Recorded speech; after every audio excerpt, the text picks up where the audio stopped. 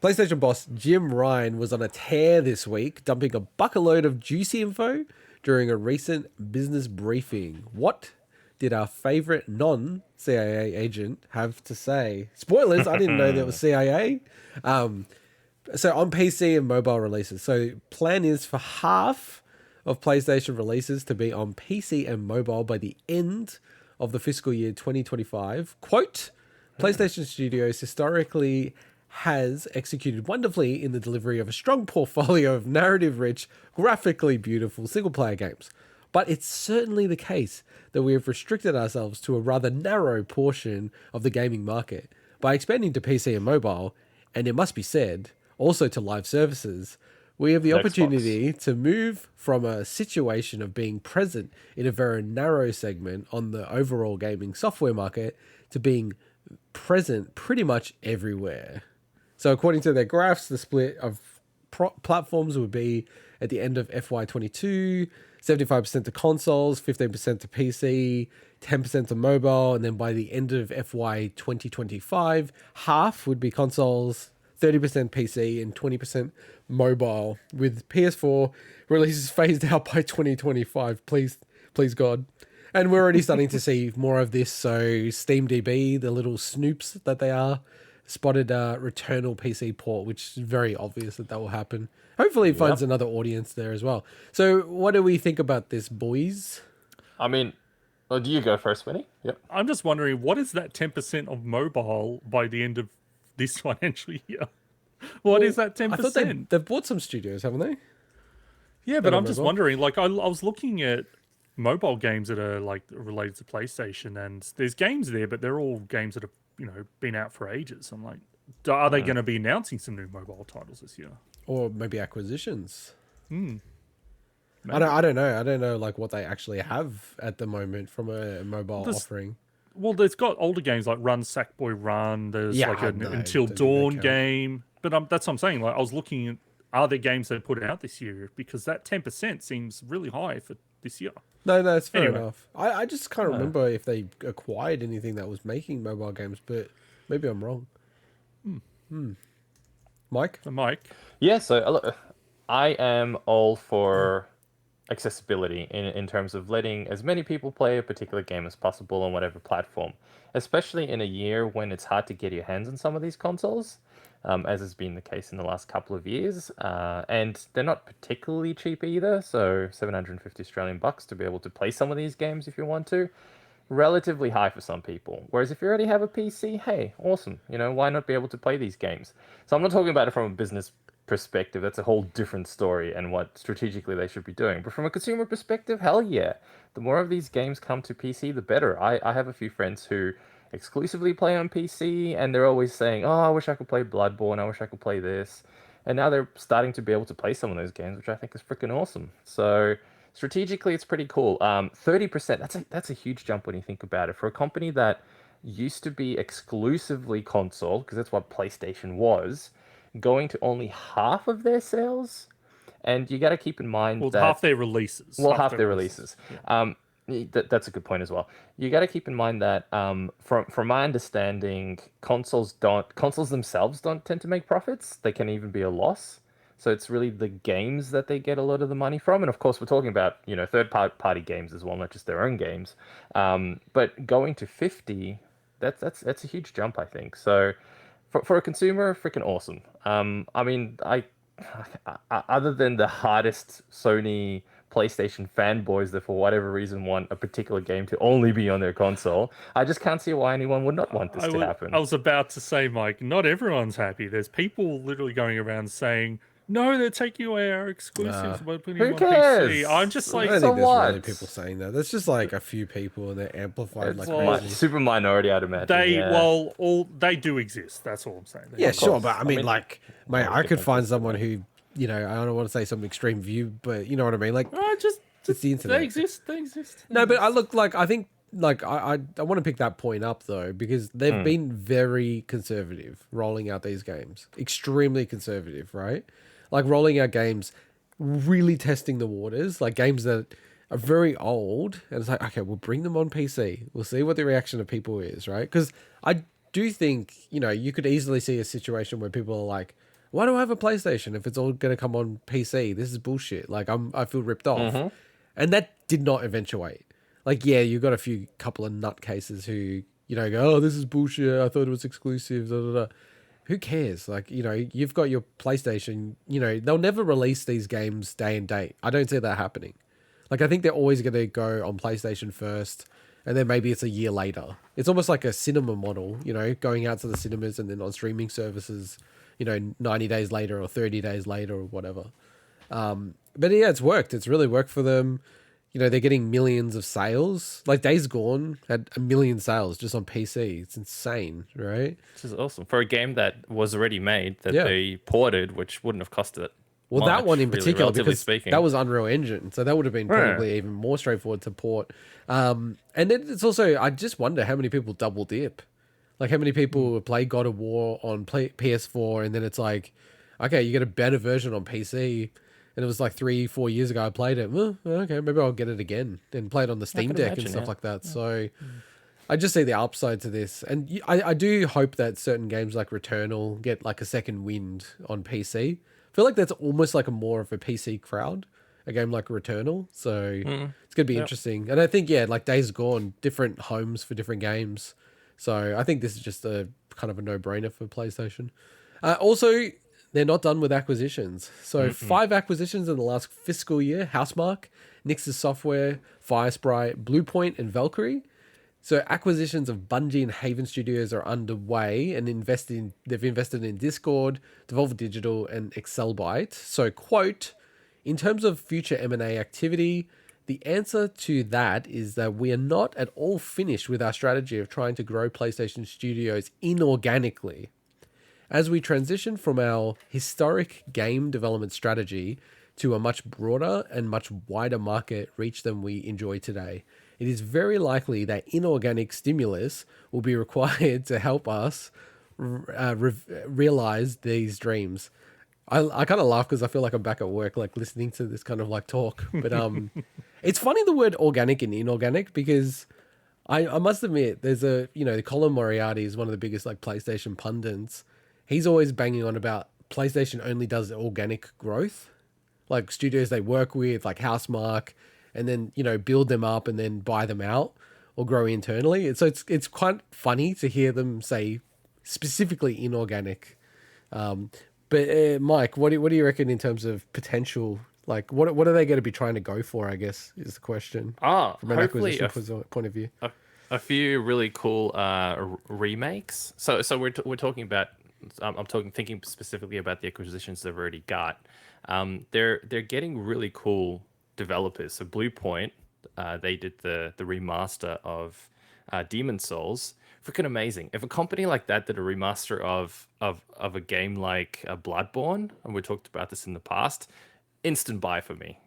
I was so really, really, really happy with the way Demon Souls turned out as the remake, that it'll just be an instant buy. And then of course, Housemarque. I keep thinking Housemarque. They have a particular type of game that they make that they're really good at making, because I believe they also did Resogun from memory. Obviously they did Returnal, and it's the kind of game that I think they're awesome fun games. I've got a couple of friends who are really into that. I have one specific friend who plays Resogun to death. He clocked Returnal. He's really into those kind of games. So yeah, I think the particular companies they're going for are pretty good. They're pretty smart. I think it's good companies to be gobbling up. How about you, Swinny? What do you reckon they're going to go for? Yeah, look, it's interesting to look at the type of companies they're buying. Obviously, they're buying companies that are specializing in certain things, but also they aren't Japanese studios. And at some point, you got to think they may be interested in picking up a smaller Japanese studio. I think a studio like Level 5, because I was just double checking if Level 5 are actually owned by any other entity, and it seems like they're still independent. That would make perfect sense because I've worked directly and with PlayStation before and on exclusives and things like that. And I was just thinking, okay, in terms of Japanese studios, a lot of them, everyone's like, oh, you're Square Enix, oh, you're that. Like, to me, they'd be looking at smaller studios that have a really good track record of putting out great single player experiences. Now they're talking a lot about live service, and we'll mention it in a moment soon. But yeah, like I can't see them picking up something like Platinum with the state that Platinum currently in, unless they can get them for maybe really cheap, and then basically have access to that IP as well. So I just thought it would have made more sense for them to do a licensing deal with a Konami, like a 10-year licensing deal, and be able to make like Castlevania, Silent Hill, like those type of games. Because I always kind of have now bonded them more to PlayStation, amazingly. Even though same. In my head, I'm the same. I can definitely tell you a million more Nintendo Castlevania games, like Advance, DS, Nintendo, Super Nintendo games. But for some reason, Symphony of the you've got Night. 999,996 to go. Okay, I'll keep going. So like Aria of Sorrows, no. And even with all saying that, I think Symphony of the Night being kind of almost like the landmark of that series for a lot of people, it totally bonded it to PlayStation for me.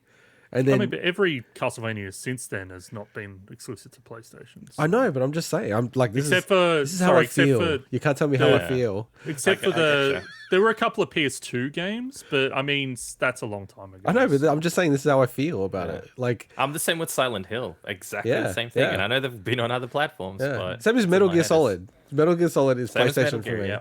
Like it Even though it's on Xbox, it's disgusting that it's on Xbox. Oh no, you were just talking Castlevania. That's what I said. So. Yeah, no, but I'm just saying, like some of these games, like I thought they would have pushed into that, but I think the obvious thing to point out is they're going to be looking at live service stuff even more. Like even with the acquisition of Bungie, they still don't have enough live service talent. Like, and even if they grow that talent internally, they still probably need to bring in more inorganically, as Jim Ryan says. So I'm not sure, like, is that I know that it's going back to the stupid rumor kind of mill, but like it does make sense for like studios more like a Ubisoft because they do so much live service stuff and they're in a weird spot at the moment as well. I can't see them going down the Japanese route given that they, have dissolved,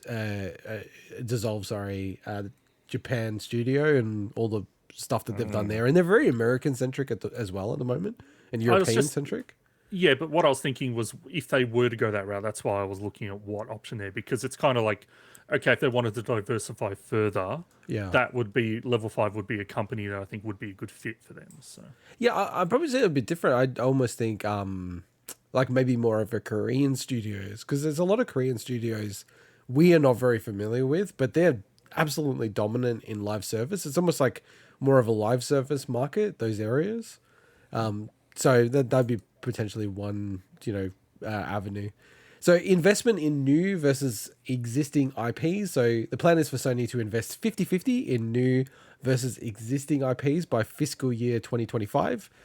Quote, new IP is the lifeblood of all entertainment, and SIE is significantly increasing the amount that it is spending in this space. So in FY19, 23% were new IP versus 77 existing IP. FY22, new IP investment increased to 34%, and they will obviously increase to 50-50. That is awesome. I'm a big fan of this. I'm a huge fan of this, yeah. So someone who, not to bag Nintendo out, but who's someone who thinks that Nintendo just flog a dead horse to bits with their IPs, I'm really glad that they're going for something like this. And again, not to bag Nintendo, but there were certain games that I played, like Mario Golf, for example, that I think would have totally bagging Nintendo. What are you talking about? Okay, not fine, to bag Nintendo, but that fucking Japanese much flogging. That there's a few of their games that I think I would have enjoyed more if it wasn't a Mario game. If it was exactly the same mechanics, same idea behind it, but just not with a Mario IP in it. So I'm looking forward to this. Like some of the coolest, most recent IPs, if you look at Horizon Zero Dawn, even Days Gone, there's so many cool IPs that, and don't get me wrong, God of War is also an amazing game on an old IP, but there's so many cool newish IPs that are absolutely fantastic that I'm hoping there's more innovation and more cool stuff like that coming out. I think like, can I just say though, like I think your example of like Mario Golf is kind of a poor one, because I think that's an example of, like it doesn't serve it having a new IP. Like there's no reason. I think it's almost like There's Yeah, other okay, that's games probably like not the Luigi's best. Mansion where you could go, Yeah. they could create a new IP instead of using Yeah. Luigi and, Yeah. integrate that in further. And I think Splatoon's one of the best examples of that. Like, I wouldn't be surprised if they were like debating internally, how do we make this a Mario thing? They And I'm probably so glad did. they Yeah, did they it. were probably thinking Yeah, about but it. it's I'm good glad that they did, didn't. but yeah. I mean, the one thing I didn't mention, I know it's going all the way back to the Octopath thing, Swinny, though, is there's metal in the Octo expansion. Like, literally metal music that they have in it. It's like, because it's a new IP, Splatoon, relatively, I mean, it's 7 years old now, but it's so cool that they can do that. They just never would be able to do that in Mario or Zelda or anything like that, so... But how about you, Swinny? What do you think of new IP versus old IP? Bring it on. Yeah. It's their track record of creating new IP alongside even like second, third party developers, like look at Last of Us, right? These kind of studios that they bring on, they eventually buy out. But it's kind of then they can also rehash and remaster all those new IPs when they eventually need more money. So yeah. I'm like an extremist with the IP thing because I hope that they don't make Elden Ring 2. Like, I'm like, it's just make a DLC and then that's it. It's done. Never go back to it. Like, Yeah, but I'm an extremist. I'm an extremist. I mean, I know that, and I'm with you as well, and I think it doesn't need to have one. But if you look at something like Dark Souls, it's a second game by name, but really it's a different game, right? The lore is different from Dark Souls 1 to Dark Souls 2. The mechanics might be the same, but it's a totally different world. So it's probably the equivalent. They'll make an Elden Ring, but it doesn't have to be Elden Ring. It'll be an open world Elden Ring like kind of game. I guess so. Yeah. Yeah. And then other tidbits. So PlayStation VR 2 will have over 20 games at launch, including first-party games. Sony has 2 unannounced live service games in development. The rumors are Twisted Metal by Firespray, Last of Us Online title, Guerrilla Games Online title, and Firewalk title.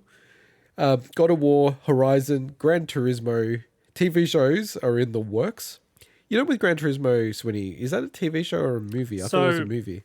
So there's 2 reports out there, one saying movie, one saying... I just included this because it came from Sony Entertainment directly, or whatever the division SIA, was. It's a different one. It's the media one, right? Yeah. So that's why I put it there. They're saying there's some things out there saying that they're trying to get Neil Blomkamp for a Gran Turismo movie. So, and they said Nev Campbell has joined the cast of a Twisted Metal TV show that I didn't even know existed. That actually has a you didn't know bunch about of the people. show? Oh, okay. No, I didn't know about it. Yeah, so Neve Campbell joined, but there's actually like all the people on there are legit actors, like no joke actors. There's a lot of names in it. Yeah. It's like so odd that they're making this. They're It's so reviving odd this because IP. like Twisted Metal is a whacked out storyline, so it could be interesting, but it could be absolute dog shit as well. So It's very strange. Maybe it's just because it's like so you could do anything with it in a way. But also with David Jaffe, the guy who is the creator of Twisted Metal, I thought it would have given them pause to just go, do we really want to touch this? It's because it's going to bring this guy into the PR of it. And he's already like said a whole bunch of shit about it. I mean, it should like, to me, I'd be like so stoked, even if it was a dog shit, if someone made a movie or a TV show about some kind of idea that I had.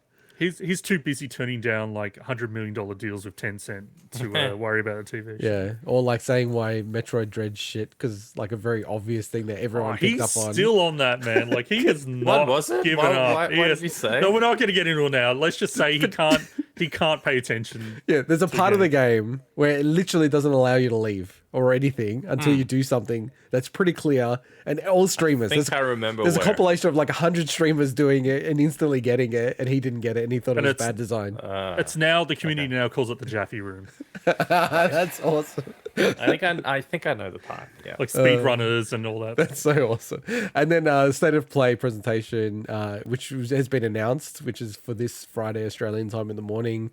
Exciting reveals, exciting reveals from our third-party partners. Sneak peek at several games in development for PlayStation VR 2. So lots of Sony news, man. Sony have dominated the news cycle ahead of the traditional E3 space. So. And I gotta say, while I appreciate it when you're looking at the headlines, your websites like, that we steal all our content from, like your Video Games Chronicle, Inspired. they're like, okay, here's 15 articles from this Yeah. one briefing thing. But it does help disseminate the information in a way that's, I think, a bit more palatable. So Yeah, that's true. That's true. What, Alright, yeah, so go wait, on. just quickly, what out of all the things that with the other tidbits, what are you looking forward to the most? Like VR too. VR? Yeah, same. Yeah. Like I don't have a Although- VR unit, so I'm not a me big mine. fan of VR. Like I think it's like whatever. And even if I do get PSVR 2, if it's a reasonable price, rumors are saying that it's a reasonable price. People who know a hell of a lot more than us are saying people will be surprised by the price, which I'm like in a positive really? way. Yeah. Okay. Huh. Because I'm expecting it to be as expensive as a PS5. PlayStation. I'm not. It Really? wouldn't sell. Okay. It wouldn't sell enough. Because of yeah. the It'd Oculus, have to be that's a bit why, cheaper. right? Yeah. Yeah. Exactly. That's really shaped the market a bit, hasn't it? Yeah. It has, to the extent that the other day I saw a second-hand, what was it, the HTC Cosmos? Vive or whatever. Oh, Cosmos, okay. Yeah, and I'm like, no, it's just not worth it. The bloody Oculus has spoiled me. It's just a shame It it is. didn't. I had issues with it from personally just because of my glasses and stuff. Wow. But definitely PSVR, man. I'm actually kind of looking forward to it. My only slight worry is that I enjoy VR. I've spoken about it before, but my PSVR sitting just 2-3 feet Yeah. away from my head right now, and I used it maybe 3 times. That's it. I do But wonder. that's because it was clunky. It's clunky. And this It was really clunky to set up. Speaking of like devices that never caught on really in a big way, it's a bit like this Wii U device, right? Where Yeah. it's just a bit too clunky, everything about it. Like the actual gamepad's too clunky. I go, oh, I'm just gonna go over there for a second, sit on the couch to do something. Oh, and then there's a disconnection. It's like, oh, like really? So it's just never quite fired. Which is a shame because it's really cool from one of the few games I actually played on my Wii U was Mass Effect. And Yeah, the fact Mass that Effect it 3, had right? Yeah. Mass Effect 3, and it had the actual powers and stuff and abilities and whatnot on the pad while you're playing the game on the actual Yeah. screen. And that was cool. That was a really cool experience. And So and for stuff like that, it was awesome. And how about you, Swinny? Anything you're looking forward to out of these announcements? I'm looking forward to the next news segment. I was trying to move on, you know that. Just actually make sure I haven't already pressed the button.